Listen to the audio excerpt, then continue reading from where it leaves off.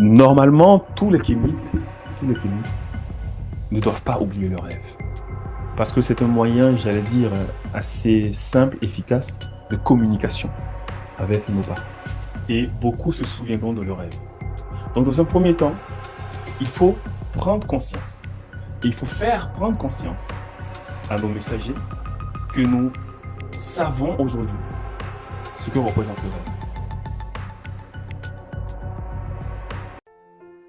Pourquoi nous oublions nos rêves? Et c'est ça la question qui est posée. Dans un premier temps, il faut donc comprendre que les rêves sont un outil incroyable de communication, d'accord? Donc, qui nous permet de communiquer et de trouver des solutions. Voici la première chose qu'il faut retenir.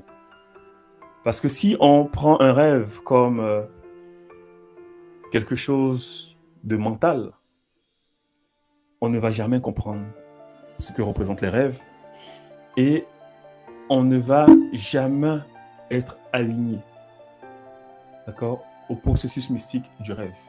Il faut d'abord comprendre cela. Et vous allez comprendre pourquoi dans mon explication, c'est très important.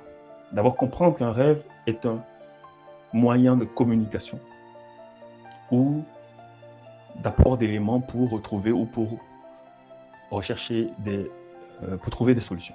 Donc, dans un premier temps, il faut prendre conscience.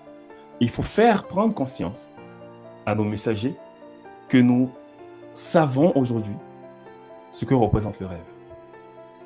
Je ne sais pas si tout le monde comprend ce que je veux dire. Prendre conscience d'abord de la puissance spirituelle du rêve, de la puissance mystique du rêve, le dire à nos messagers que nous sommes conscients de l'existence de ce canal mystique de communication et de recherche de solutions. Donc nous sommes conscients. Et faire comprendre que nous sommes conscients. Voici d'abord la première des choses à faire si nous voulons ne pas oublier nos rêves.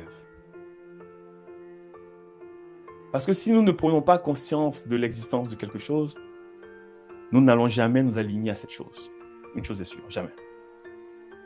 J'expliquais une fois à nos élèves de l'école initiatique, je pense dans une consultation, ou dans un échange, je ne sais plus, que lorsque nous faisons comprendre à nos ancêtres qui nous envoient des messages que nous avons compris que le signe qu'ils nous envoient est un message ou un moyen par lequel ils veulent entrer en communication avec nous, alors le même signe ou la même méthode va se répéter. Un peu comme les gens qui ont l'habitude de voir toujours les chiffres pairs ou des chiffres, ce qu'on appelle soit des chiffres identiques ou des heures jumelles, c'est-à-dire 12h12, 20h20, 13h13, etc., etc. C'est parce que dans un premier temps, vous avez fait comprendre que vous êtes conscient que ce que vous venez de voir n'est pas quelque chose hasardeux. C'est un message qu'ils essaient de vous envoyer. Et à partir de là, vous allez voir qu'à chaque fois qu'ils voudront communiquer avec vous, ils essaieront ou ils passeront par ce même canal. Pourquoi? Parce qu'il y a une prise de conscience au préalable. Il y a une prise de conscience au préalable du canal. Donc, il y a une connexion. Il y a une connexion qui nous permet de comprendre cela. Et à partir de là, le premier point est réglé. D'accord? Donc, on va retenir ça pour l'instant. Je vais ensuite vous donner des astuces et des rituels spirituels. D'accord? Des puissants rituels qui vous permettront de ne pas oublier vos rêves. D'accord? La première des choses qu'il faut appliquer, et j'espère que tout le monde est connecté ce soir, tout le monde prend des notes. Normalement, tous les kémites ne doivent pas oublier leurs rêves. Parce que c'est un moyen, j'allais dire, assez simple, efficace de communication avec nos parents. Parce que souvent, certains disent, je fais mes libations, je fais les choses qu'on me dit de faire, mais je n'entends pas le message des ancêtres. Les ancêtres ne me parlent pas, je ne sais pas. Peut-être que ma vie, il y a un truc qui ne va pas. les ancêtres ne me parlent pas. Si les ancêtres vous parlent. Et ce soir, avec les éléments que je vais vous donner, vous allez peut-être mieux ressentir les messages des ancêtres. Et donc, c'est des rituels que je vais vous donner et des astuces spirituelles à appliquer. La première des choses, c'est avant d'aller dormir, vous allez... Je ne sais pas dans quelles conditions vous dormez. Je ne sais pas dans quelles conditions vous dormez.